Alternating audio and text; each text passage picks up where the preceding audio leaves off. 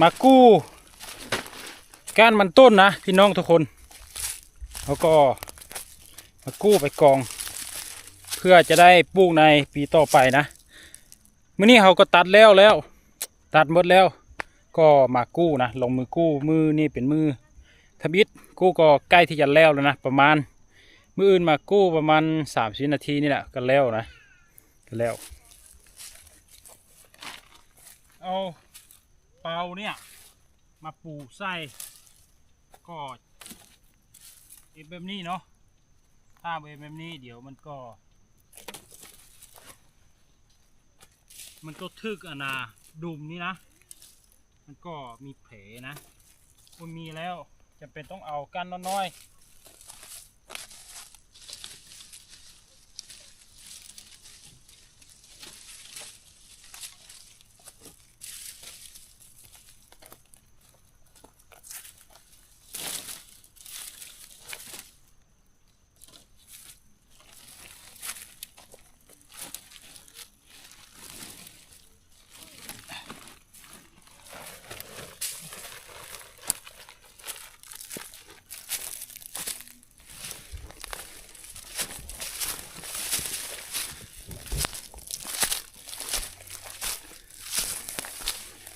แบกไปกองอยู่ที่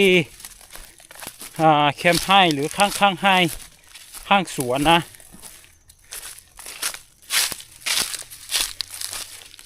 ถ้าเราโบเก็บรักษาไว้ปีต่อไปเราจะได้ซื้อนะก้านมันเนี่ยแต่ละปีเนี่ยเขาซื้อก้านหนึ่งนี่ก็1,000 กีบนะถ้าเราโบเก็บรักษาได้เขาก็จะได้ซื้อหลายนะเขาจะได้ลงทุนซื้อถ้าเขาอยากปลูกปีต่อไปเนี่ยนี่ในแต่ละปีเนี่ยถ้าผู้ใดที่บวกเก็บรักษาก้านมันเนี่ยก็ได้ซื้อนะก้านหนึ่งนี่ก็1,000 กีบนะก้านหนึ่งนี่เอาไปปลูกก็ได้ประมาณเฉลี่ยได้ประมาณ5-6 ต้นนี่แหละแล้วคิดไล่5-6 ต้นนี่ต้นหนึ่งก็ถ้าเอาเป็นมันแห้งเนี่ยก็บรรลุ2 กิโลแล้วกิโลหนึ่ง3,000 กีบอยู่บ้านเฮานี่แล้วเอามาคิดไล่เบิ่งว่า3-6ต้นหนึ่งก็จะได้กำไร5,000 กีบเนาะต้นทุนก็ 1,000 แล้วหมายความว่าก้านหนึ่งเนี่ยเขาก็กำไรได้หลายเติบเนาะถ้าผู้ใดที่ข้านที่จะเก็บไว้เนาะพอเวลาปลูกก็จะได้ไปซื้อก้าน1,000 กีบ100 ก้านก็100,000 กีบเนาะอันนี้คือขายก้านมันอยู่บ้านเฮานี่ก็ต้องแบบนี้เนาะแต่ก้าน1,000 กีบนี้คันสิเว้านี่ก็ว่าแพงเนาะก็เว้านี่ก็ว่าทึกเนาะถ้าเอาคิดไล่ดีๆนี่ผู้ที่ตัดเก็บไว้นี่ก็บุคุ้มค่าเนาะการ1,000 กีบนะตามพดบุคุ้มค่าชาวเกษตรกรแล้วก็เกษตรกรนี่ก็ลดทุนหลายไม่อยากปลูกมันต้นแล้ว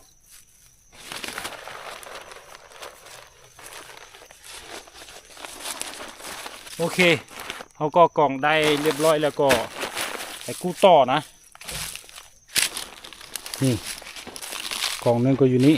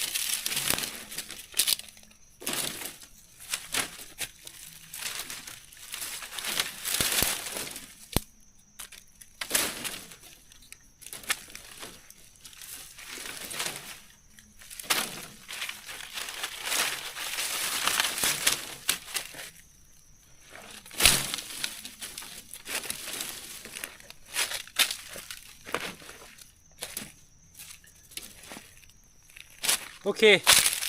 พอดเวลาเมื่อเลยก็เมื่อก่อนนะ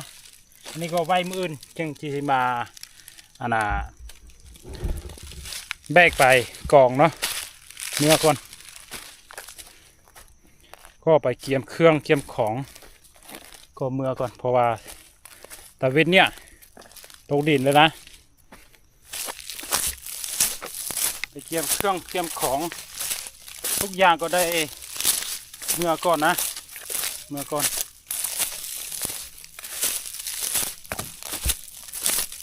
หญ้าเนี่ยมันตึบหลายนะ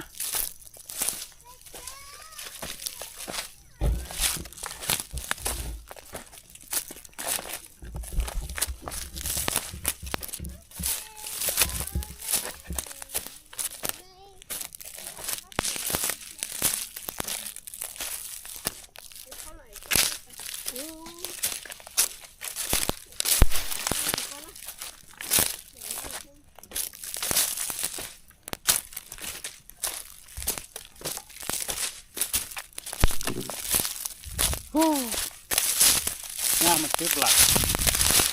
พอสมควรจูดนี่คือไม่ดีเนาะ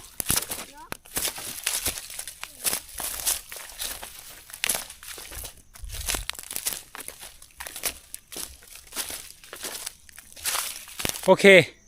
เวลานี้ค่อยก็จะเมื่อก่อนนะเจอกันในคลิปต่อไปนะ